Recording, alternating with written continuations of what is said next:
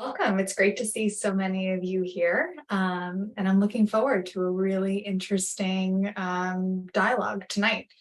By way of introduction, I'm Lindsay. I started LogicPrep 15 years ago now. My background is in writing and literature, and it's actually my interest in storytelling that really informed our approach to advising from the very beginning.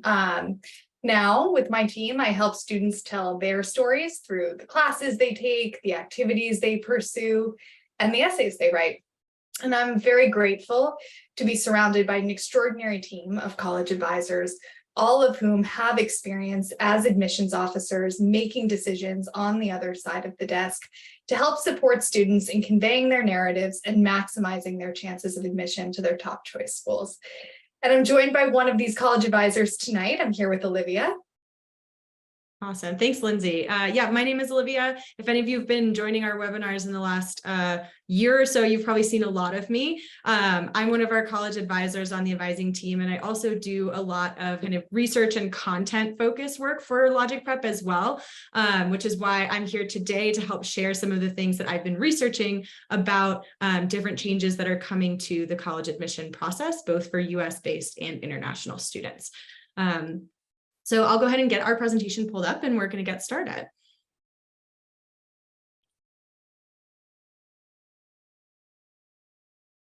All right, Lindsay, take it away. Right. So we have a number of topics to discuss tonight with different implications on college admissions. And while the topics are somewhat disparate, overall, it's clear that the landscape is continuing to evolve. And we're learning, as we have been for the past decade plus, in real time. But I want to point out, well, we'll speak tonight about the disruptions that we're observing. Fundamentally, the things that have always mattered to this process still matter. And what are those things? Primarily academic success in the form of strong grades and potentially strong test scores, finding an appropriate college fit, and crafting a genuine and compelling personal narrative. So tonight, we're looking forward to taking some of the unknowns out of the latest developments and guiding you on how to navigate this new landscape and stand out in today's admissions environment.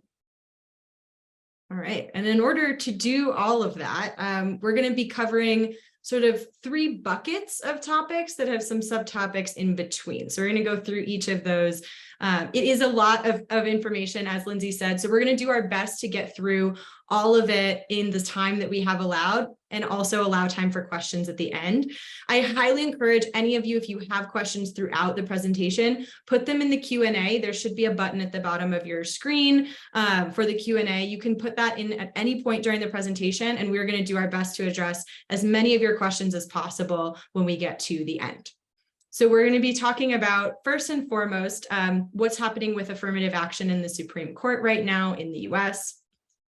As a part of that, we'll also be talking about the potential effect on legacy admissions. If you don't know what that is, don't worry, we will explain all of that to you as well.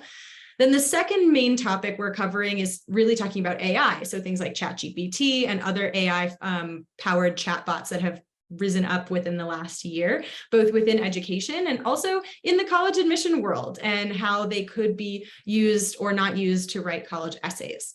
And then the last piece we're going to touch on is the evolution of test optional since the pandemic. So we've been touching on this pretty much every year since the pandemic started, and we're going to keep doing it because it continues to evolve each and every year. So we'll be touching on those three main topics throughout the presentation. We're going to go ahead and start with affirmative action. This is the most recent development that we've seen this year. And for those of you who don't know what happened, the US Supreme Court ruled in a definitive ruling that colleges are no longer allowed to consider race as a specific basis in their admission evaluation. So what that means is that colleges who for many, many years, the majority of them have considered race or ethnicity as one factor among many in their admission evaluation of their candidates. Now that practice has been completely banned across all colleges and universities in the US, so it is no longer allowed. However, this does not mean necessarily that colleges suddenly don't care about diversity anymore. Diversity is still a huge important topic for colleges everywhere in the country in all of its forms, right? So diversity does not just mean racial and ethnic diversity on a campus. It also means socioeconomic diversity and gender diversity and sexual orientation diversity and religious diversity, geographic diversity. Colleges really want students who come from all walks of life, and whether that is something that is reflected in your, the way that you look or the way that you act, or something that is not reflected in any of those things, they want all of that diversity on its campus. So because of this ruling, that does not suddenly mean that colleges are scratching diversity out of their mission statements. That is not happening. Colleges are continuing to use holistic application review. This is, if you have not heard of it before, a very common practice in the US where colleges review a very wide number of factors. So unlike many countries around the world, our colleges do not just look at grades or test scores in order to determine a student's ability to be admitted to a college. They're looking at all kinds of things. And that can sometimes go down to very minuscule factors, like what kinds of languages does the student speak? Where is the student from? Where did they grow up? What type of high school did they go to? What kind of family do they come from? Do they come from a very poor family in a rural town in the middle of the country? Or do they come from a big city and they attend a private high school that has lots of resources? They look at all those aspects in the admission process, and they always have, and they will continue to do so, even though this one particular factor has been struck from the narrative. And the last piece to keep in mind for this is that simply because the consideration of race as a specific basis has been outlawed, that does not mean that your race or ethnicity is suddenly absent from your application if you want it to be there. This is something you can still include in your application as part of your personal narrative. So if your racial or ethnic identity is very important to you and something that you want to ensure colleges can read about and understand as a part of understanding you, add it to your personal narrative, that it could show up in the types of activities that you do, in your essays that you write for colleges. It could be something you talk about in your interviews. There's an additional information section in the Common App that allows you to add additional information of any kind, really. And so if there's something, that you really want to tell about your own race or ethnicity that maybe doesn't quite fit in your personal statement or doesn't fit anywhere else in your application, there are still places for you to add that within your narrative in the application. So please keep that in mind, and also keep in mind that colleges are definitely not out here saying, like, we want to admit only rich white students to our campus, right? That's not the idea that they're taking. They really want to have a variety of students that are coming to campus from all walks of life. And the more of yourself you can put into your application, the easier it's going to be for colleges to understand how you fit into that. And then lastly, we've gotten a lot of questions lately about how this could be affecting international students as well. Overall, international students are likely to see far less impact on their admission statistics as a result of this ruling, mostly because geographic diversity has always been a more prominent consideration in international admissions. So when colleges are reviewing applicants from Brazil, they're really not looking that hard at what race or ethnicity you identify as coming as a Brazilian student. They're just looking overall at, okay, this is how many applicants we have from Brazil versus from Mexico versus from England versus from China, and wanting to create a geographically diverse class of international students. So you might see some shift in application or admission rates for different groups coming from international countries. However, we expect that it's going to be a far less noticeable impact than what we expect to see potentially for domestic students. And I just want to throw it out there that we do not know what's going to happen with this. We do not know how this is going to affect admission rates. We do not know how this is going to affect the racial or ethnic makeup of the classes that are admitted to top colleges this year. We don't know. Nobody really knows. We will certainly come back to you in a year and tell you everything that we've found after the first year of this experience. So hold tight to those questions until we have more data on this. But another big question that we've been getting about this as well is around legacy admissions, which Lindsay is going to cover for us. Yeah, so part of this dialogue around affirmative action and race-conscious admissions has raised a lot of questions about the impact of legacy in this process. So for anyone who's not familiar, I want to just define what legacy admissions actually is. And basically, it's a preference given by an institution to certain applicants on the basis of their family ties. So whether your mom or dad or maybe sibling or grandparent attended that institution. And schools have historically perpetuated legacy admissions practices as a way of maintaining ties with alumni and even cultivating loyalty among the next generation, all of which helps universities raise money which is often then channeled for financial aid for students that need it. Now, in the wake of the Supreme Court decision on affirmative action, there's a renewed focus on what factors both do currently and should in the future matter in the admissions process. And legacy is one of those statuses that's in question. In fact, when the Supreme Court put an end to affirmative action, a concurring opinion from one of the justices included a direct attack on legacy admission, calling it a form of, quote, affirmative action for the elite. So what's actually happening at the moment? One thing to be mindful of is that the Education Department recently announced a civil rights inquiry into Harvard's admissions process after 3 minority groups said that it discriminated against Black, Hispanic, and Asian American applicants. So this could lead to a settlement with Harvard, or it could translate into a long legal battle that ultimately culminates in something much like what we observed in the Supreme Court earlier this year. That said, it probably could and will take many years for there to be an official legal decision, for anything to really become the law of the land via the Supreme Court. But legacy admissions may very well be something that colleges further move away from as the landscape just becomes more and more murky. So in the meantime, some schools have actually dropped the consideration of legacy admissions in their entirety. So Wesleyan, for example, the liberal arts school in Connecticut, is the latest to join institutions like Amherst and Johns Hopkins and Carnegie Mellon that have actually said, we will not consider your family ties in our admissions process. So what does that mean for our students? I think there's a big piece of this where we just need to watch and wait, as Olivia was talking about before. But I think it's important to recognize that if you're a legacy applicant at a school you're interested in attending, know that that may not carry the same weight that it has in the past, given that the impact of sort of legacy status is very much in question. Also, in the past, legacy has really acted as a proxy in many ways for demonstrated interest, which is really a student's expression of their interest in potentially attending that school.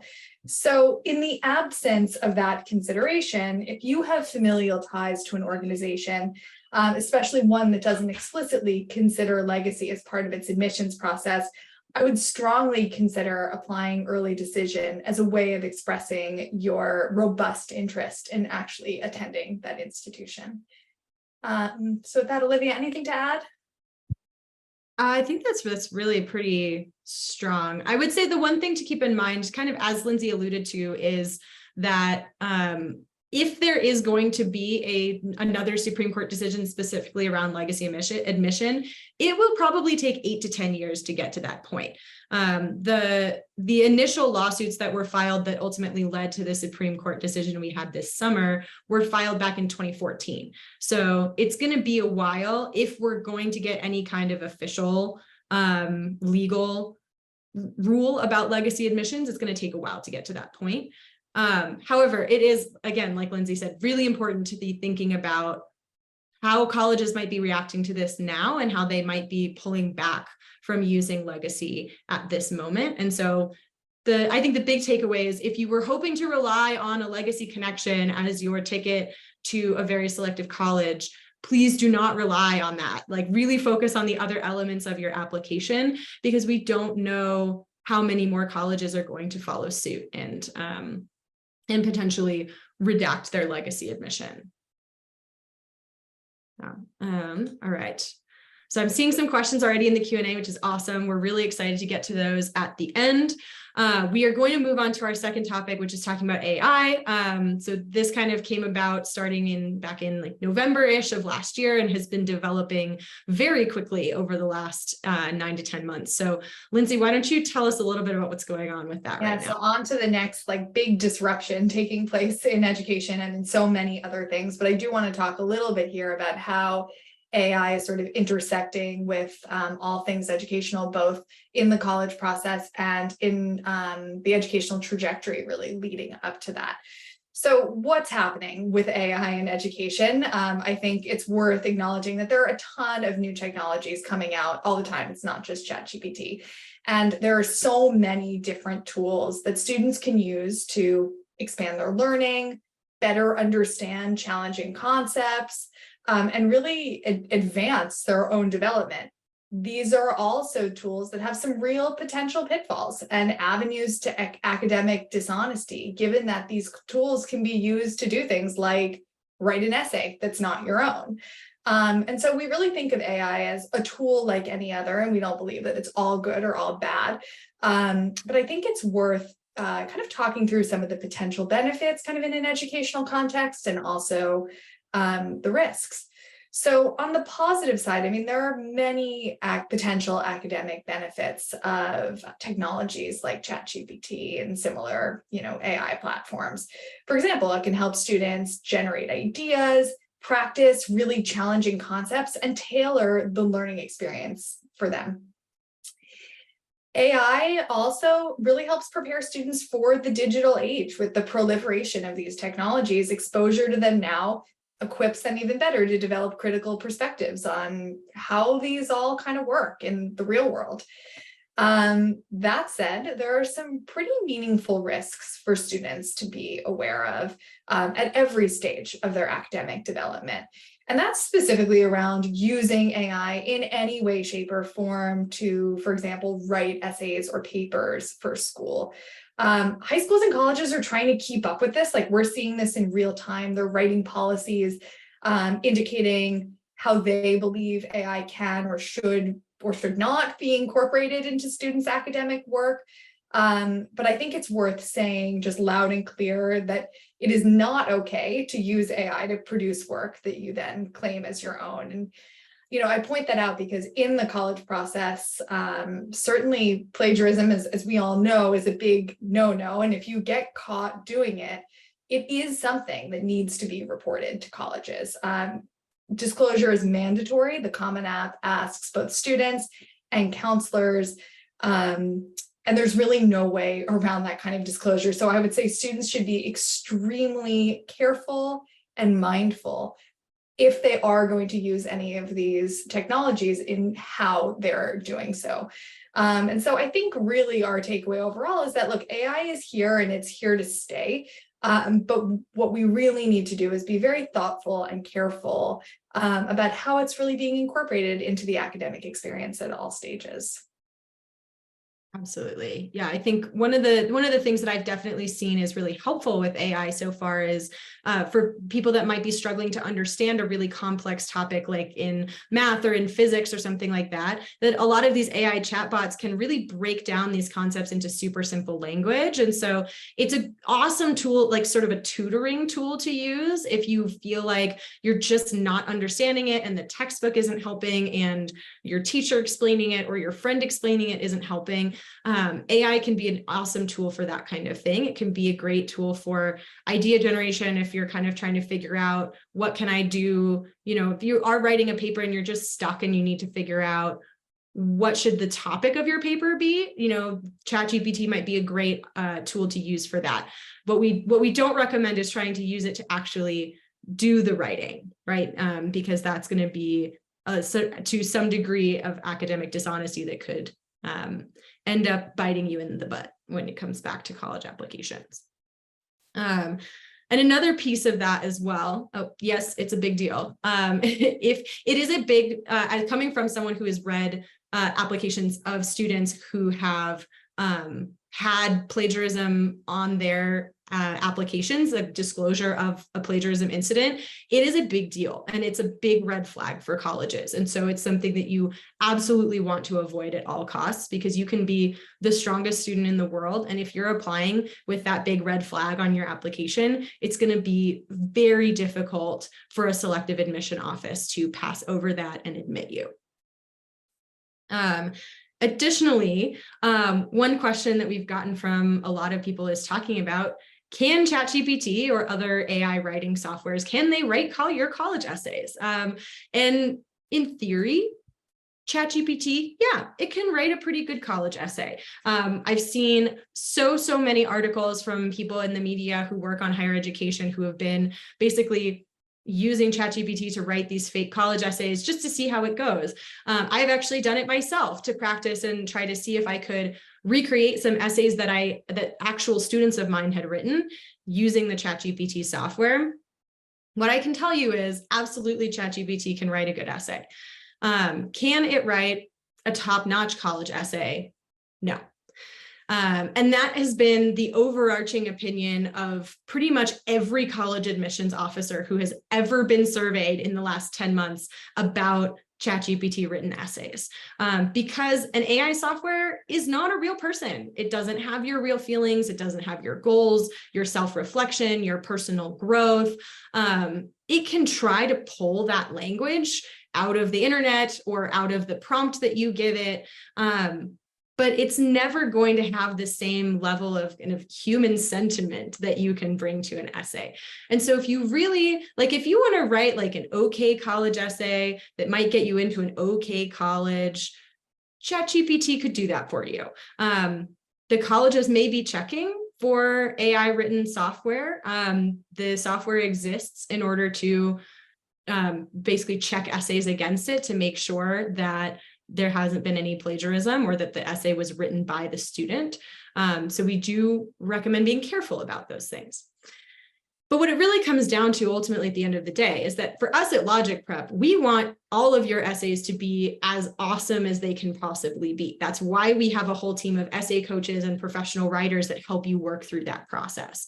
And so if you really want to write a top-notch college essay that can get you into a top university, you've got to put in the work for yourself, because there's nothing that the AI can create that's going to be as impactful as what you create.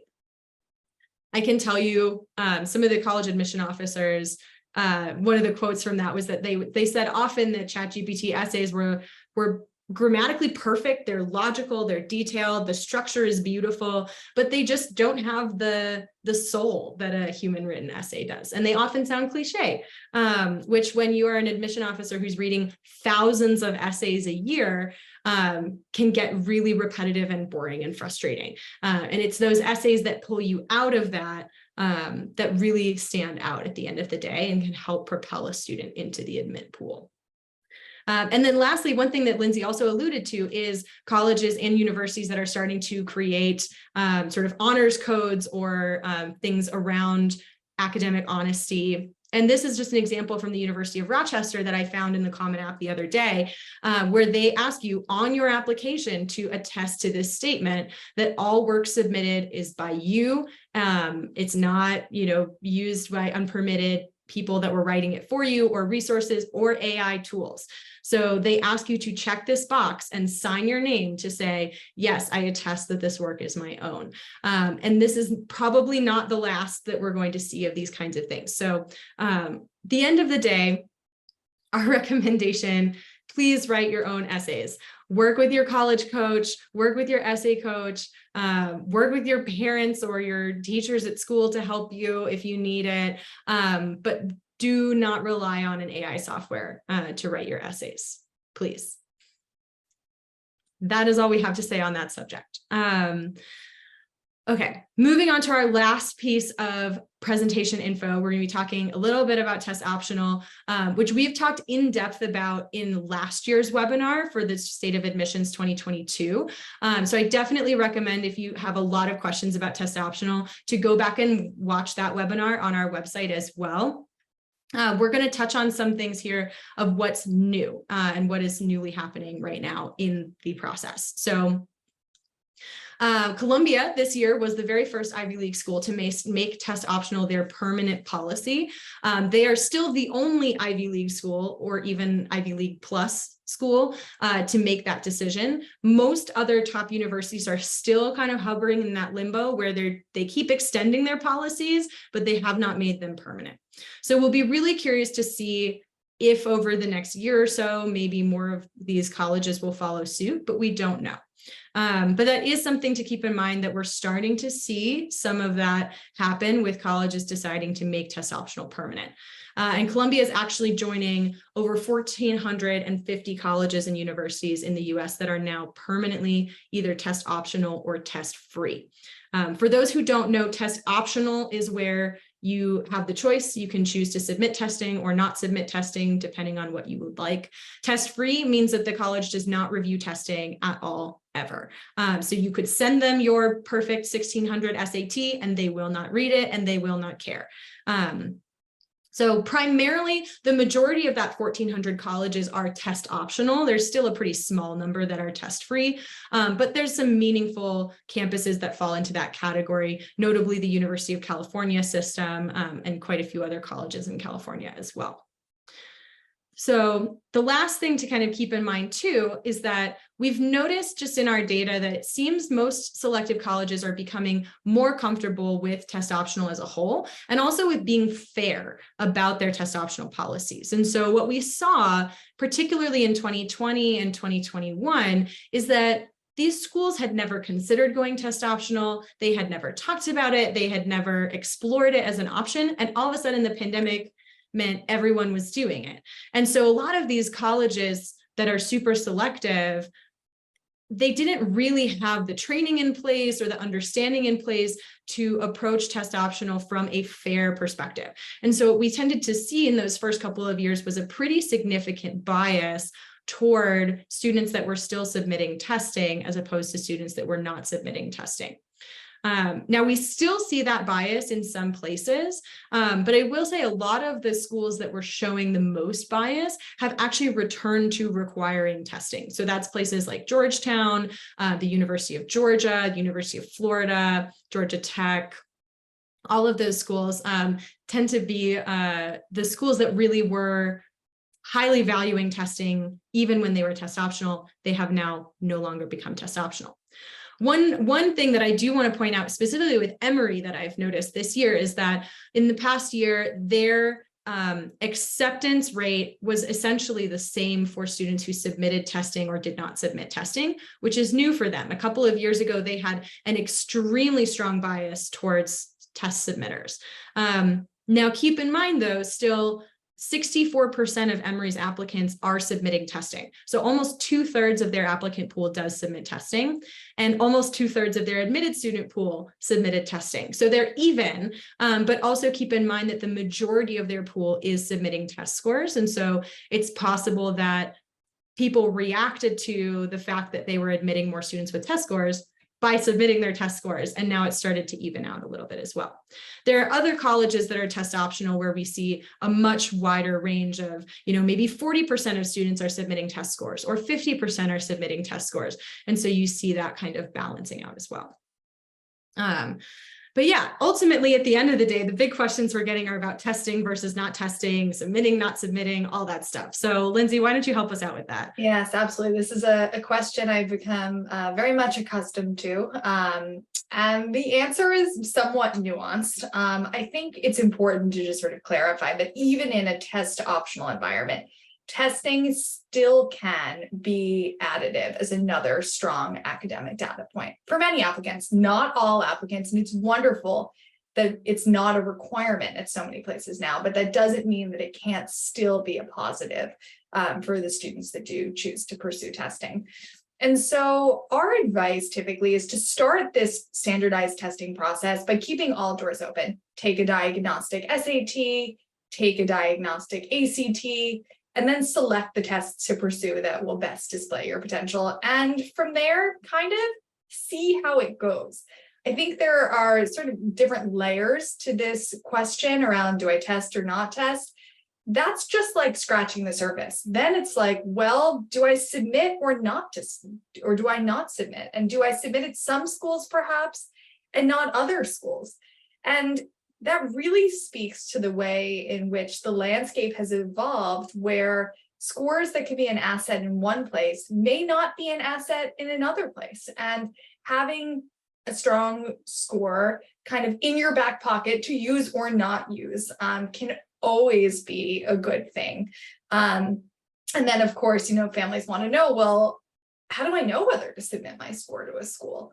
And that really comes down to at each individual university, what the average reported score range is and where you fall relative to that range.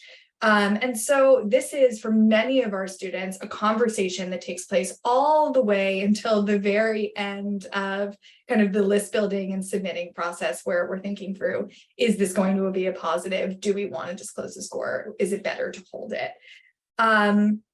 So all that said, I also want to make sure that we emphasize that above all, even in the chaos of test optional admissions, that we really encourage our students to focus on academic performance and rigor in school and developing a strong extracurricular portfolio, because that's the foundation of everything. And testing can only be submitted and considered additive above and beyond those factors. So that's really where it all begins. And then let's see if testing can be an additional boost.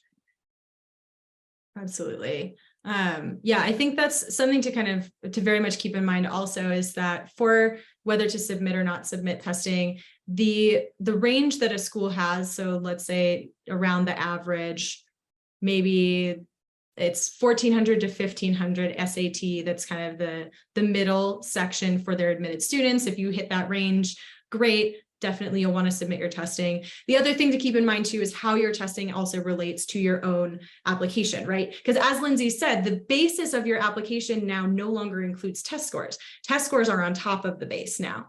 And so the base of your application, the part that has to be there no matter where you apply, is your course selection, your grades, your activities, your essays. That is going to every single college now.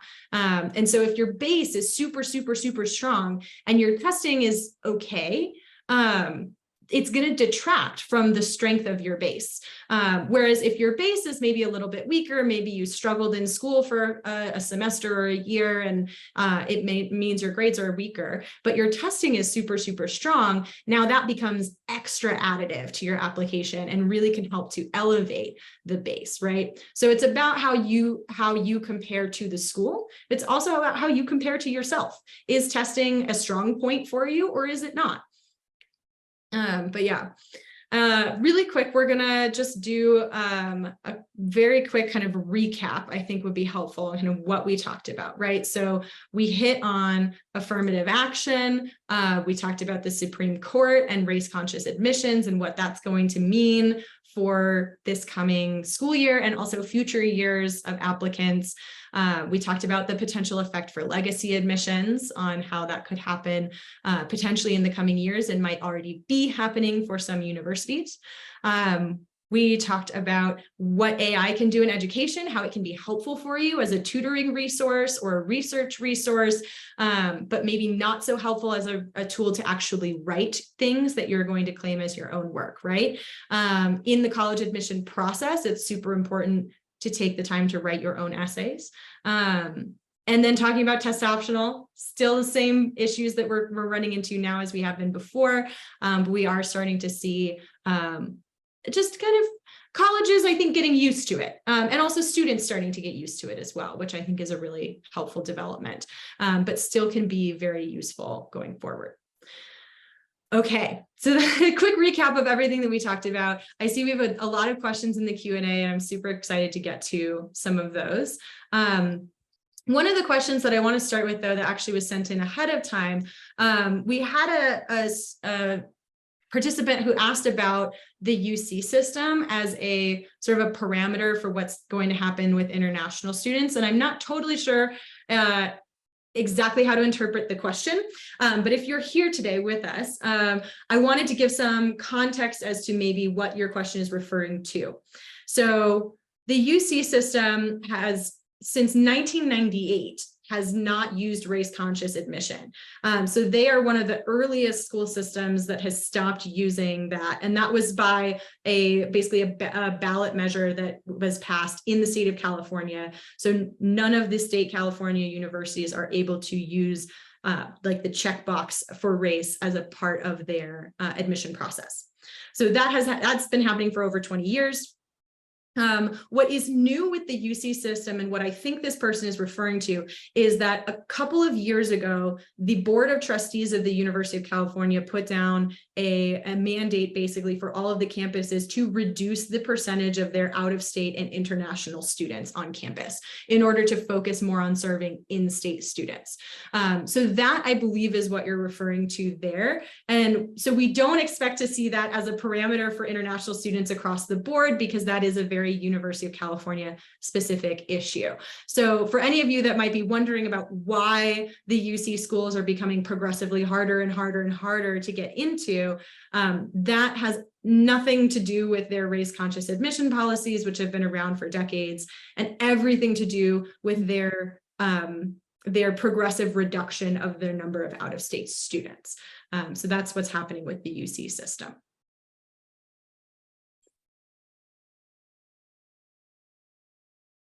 All right, and then Olivia, I'm sorry, go ahead. No, there are a whole bunch of questions around the data surrounding test optional admissions, and you've done a very deep dive into this. So maybe you can actually speak for the group a little bit about kind of, I would say, the last three questions combined. Yeah. So as far as schools releasing this kind of data, it's extremely limited. So we were able to get data from the national conference, basically the National Admission Conference a couple of years ago, from 22 colleges that released specific data between the percent of applicants admitted with testing and the percent of applicants admitted without testing. I have been trying to find updated data for a while now for those colleges, and Emory and Vanderbilt were the only schools that I was able to find very easily. So it's very rare for colleges to release that data in the first place. They don't like to be transparent. This is what yeah, they don't like to let you peek behind the curtain that much. So there's a very kind of a big black hole for a lot of us as far as like really where the testing bias lies. And what a lot of us on the college advising team have been trying to do is just to work our network of people that we know who are in admissions still, and try to figure out from them kind of what's going on in your office and sort of make educated guesses about what that might mean for other universities as well. So for example, like my direct experience is in liberal arts colleges, and my overall experience with liberal arts colleges is that they are generally very not biased about test scores. They don't really pay attention to them all that much. Granted, this does not apply to every single liberal arts college, but most of the ones that I know about are very kind of, it doesn't really matter that much to them. Whereas we tend to see tech schools tend to be very biased towards test scores because they tend to be very focused on things like engineering and physics and math and stuff like that. And so they take testing very seriously. And that's why you'll see that places like Georgia Tech and MIT have gone back to requiring testing because they've decided that's something really important to them. And then as far as the percentage of schools that are test optional, temporary versus permanent, required versus test blind, I actually have a blog post that tracks the top 150 universities and where they land on that spectrum. I will send that as in our follow-up email. So take a look at that blog post. We've got an updated list of where at least those top 150 colleges lie, and you can see the schools that you're interested in on that list. And then for international students, I would say it kind of depends. So if you attend a English speaking high school, like an American school or a British school or something like that, the SAT and ACT are not necessarily any more important for you than they would be for a US applicant. If you attend a school that does not have an English speaking curriculum, let's say you're in Brazil and you're at a Brazilian curriculum high school, then the ACT or SAT is very helpful for colleges to get a standardized measure of your academic performance, because they're probably less familiar with the curriculum of your school. They might be less familiar of whether your grades are actually good or not, whether they are strong within the context of your high school. And so the less context that a college has about your high school, the more helpful an ACT or SAT score is in giving them confidence that your academic abilities are up to par with what they are looking for. Yeah. And I just noticed one more question coming in about testing. What about the non-Columbia Ivies? Are they very test biased? And I would say not explicitly so. I mean, not in a way that they've made clear necessarily. I think it would be remiss not to acknowledge that most students who are truly competitive at the Ivies are applying with all of the most sparkling data points available to them. And so anecdotally, most of the students that we have seen who've been successful at that caliber of schools are applying with strong testing. But I don't know that that is a reflection philosophically of how those schools are thinking about testing. Yeah, I think that's accurate. I've talked to some of them, and not specifically Ivy, but I've talked to some folks at Stanford and Duke about it and stuff like that. And they are very insistent that they do not care whether you submit testing or not, that test optional truly means optional for them. And I believe that to a certain degree. I believe that that's the focus that they're taking. What you'll find, though, is that typically, as Lindsay was saying, oftentimes the strongest students in other areas are also the students that are submitting test scores. So if you're going to get over 1,500 on your SAT, you probably also have really strong grades, and you're taking all the hardest classes that your school offers, and you're engaging in all of these interesting activities or leadership opportunities or internships at your school. And so those things tend to go hand in hand. And I think that's part of where we see the supposed bias is it's not necessarily, oh, this student got in because they had testing versus not testing, but rather that oftentimes the students who are submitting strong testing are also super strong in all the other areas that colleges are looking at. And so they're able to present basically top-notch everything. And as particularly when we talk about the Ivy Leagues that are admitting less than 5% of their applicants in most cases, you really have to be at that tippy top of every category in order to be in the conversation. Yeah, these are really good questions. I want to kind of circle back to some of the affirmative action stuff, because we've got a couple questions on that. And so someone was asking about a potential disadvantage for the quote rich white students as a result of not having affirmative action. Wait. Yes. Okay. So I just had to read the question again. So I think kind of what you're asking basically is like, I think the idea that a lot of people are thinking is that removing this aspect of affirmative action is going to make it easier for quote rich white students to get into these top colleges. And you're wondering if there might actually be a disadvantage to that. That's a really good question. And I can tell you, I genuinely do not know the answer, because I don't really know how colleges are going to respond to this in their admission processes. What I will say is that in general, higher education, and particularly the most selective colleges, already have a bias towards rich white students because they tend to be the students that are full pay. They don't need financial aid. They tend to be the students that are able to go to fancy high schools or, live in areas that have really strong public schools where they can get super strong, challenging classes. They tend to be the students that maybe they don't have to get a job to support their family. And so they are able to spend their time doing an unpaid internship or starting their own project and things like that. So a lot of the measures of success that colleges use already are biased towards people who are richer and often whiter. And that is not going to change because of this Supreme Court decision. So right. Yeah, it's hard to know. Sorry, I totally agree. And Olivia, I just want to point out that really dovetails with the next question that was submitted around ending legacy admissions, and could it actually hurt lower income students by leading to lower alumni donations, which fuel endowments and then financial aid. And the question is, maybe that could happen. And I think that like we all have an awareness that these schools really value those donations. Like money really matters to these places. And so I think that's something colleges are really going to have to grapple with, how to kind of reconcile that drive with some of the kind of shifting tides around legacy admissions. So I think we need to watch, but it's definitely complex. Yeah, I totally agree. I think it's something that we really don't know what's going to happen around that. I expect we might see more colleges in the coming years starting to kind of adjust or remove their legacy admissions on their own, perhaps as a way of being able to frame it differently to their alumni in order to prevent that kind of pullout of money.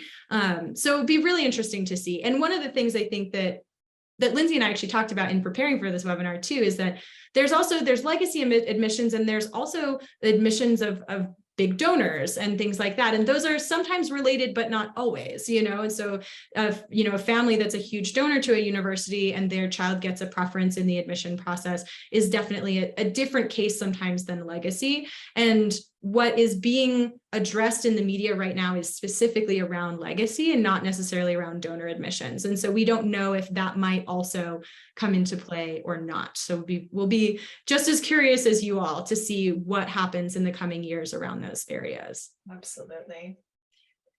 All right, it looks like we have 2 AI related questions here. One of them, I feel like it says, however, sometimes ChatGPT teaches things incorrectly, especially math. So students should look out for that. And I would say, yes, indeed. Yes. I agree.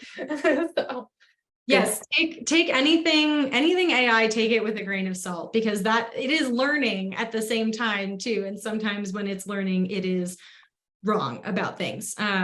So definitely check it. If you learn something from a chatbot, definitely check it against what your teacher teaches or something like that, so that you can make sure you're getting the right information. And then this is an interesting question about anticipating whether admission offices might actually start to use AI tools to evaluate students' applications, especially with the skyrocketing application numbers we've seen in the last few years. And that's a really interesting question. And I genuinely would not be surprised if that starts to happen. I don't think it's going to happen this year, because colleges tend to be slow moving and slow to change. So it's going to probably take some time for colleges to really identify whether they believe that AI could be a useful tool, and then after that, figure out how to implement it and how to do so fairly and equitably. So they're going to be probably talking about and thinking about a lot of those questions. But yeah, I don't see that being something that's suddenly implemented this year. However, it could happen and probably will happen at some point within the next maybe 5 to 10 years, as the AI tools continue to evolve and get smarter and get easier to use and all that kind of stuff. Yeah, I think that's right. And it'll be interesting to see, how it's incorporated, given that, admissions review is definitely like multi-layered, and there are a number of phases and given application might pass through. So I can definitely see this as something that's sort of like a first round engagement. And then perhaps it becomes more human, hopefully down the line. But we shall see, and we will keep you all apprised as we learn. Absolutely. Yeah. Well, something I think we'll continue to talk about quite a lot in the coming years. All right, I think that's all of our live questions. So if any of you have additional live questions, please put them in the Q&A now. I'm going to address a couple more of our previously submitted questions, because someone was asking about like how seriously your application is taken if you don't submit your SAT, and also if you can apply to schools that are not test optional. So if you don't have a test score, you cannot apply to a school that is not test optional. That's how it works. If they require testing, you do have to submit testing. Those schools are few and far between right now. Like off the top of my head, Georgetown, MIT, most of the public universities in Georgia, all the public universities in Florida. Those are really the big ones that come to mind right away. And aside from that group, pretty much everyone else is still test optional or test free. So you have a lot of options if you don't want to submit testing, and you can just choose not to apply to those specific colleges. As far as how seriously your application is taken without your SAT, certainly very seriously. There is still a lot of weight put on your academic rigor, your classes, your grades, your activities, all the other things that we've been talking about. And for most colleges, particularly those that have been doing test optional for a long time and are really practiced at it, they really focus on those elements as the core of your application. And then your SAT or ACT can be sort of the icing on the cake if you've got something strong for that.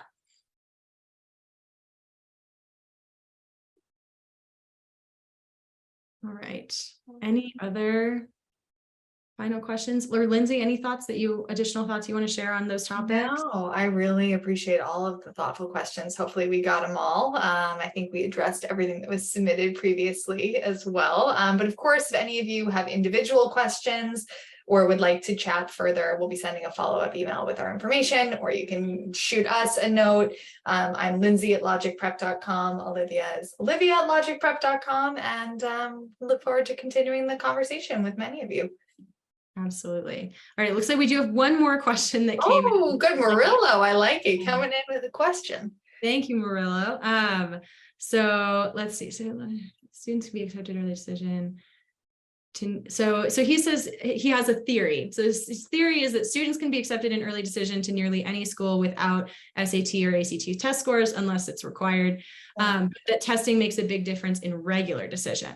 That's an interesting theory. I do think there's probably some weight to that. I cannot give you statistics on it, unfortunately, because I don't have them. But I think you're probably not off on that theory, just because I think for students that are showcasing such a strong demonstrated interest to the college by applying early decision, the test score carries less weight simply because the acceptance rate is higher. You're facing less of what we like to call hair splitting decisions, right? Because you have fewer applicants that they're sorting through, and also a higher percentage that they are planning to admit. And so the having a test score or not becomes less important because simply because the competition is a little bit less stiff. Whereas in regular decision, oftentimes at these colleges that are dealing with 90,000 applications, they are splitting hairs to try to figure out who to take and who not to take. And sometimes a strong test score is the hair that gets split between the student that gets accepted and the student that gets waitlisted.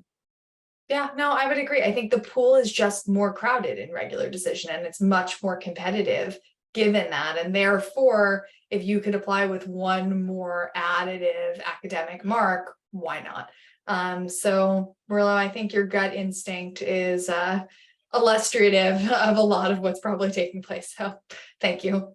Absolutely. All right, I'm going to send really quick for everyone a link to our survey. I'll send this in the follow-up email as well, so don't worry if you can't get it open for some reason. We'd love for you all to really quickly fill out the survey. It's 4 questions. It should take you no longer than a minute or 2 to complete. Please tell us if you have any feedback that you want us to incorporate into our future events, and also if there's anything in particular that you really loved about this webinar. It's really helpful for us to make sure that we're putting on events that are as beneficial as possible for all of our students and families. So thank you all so much for joining us.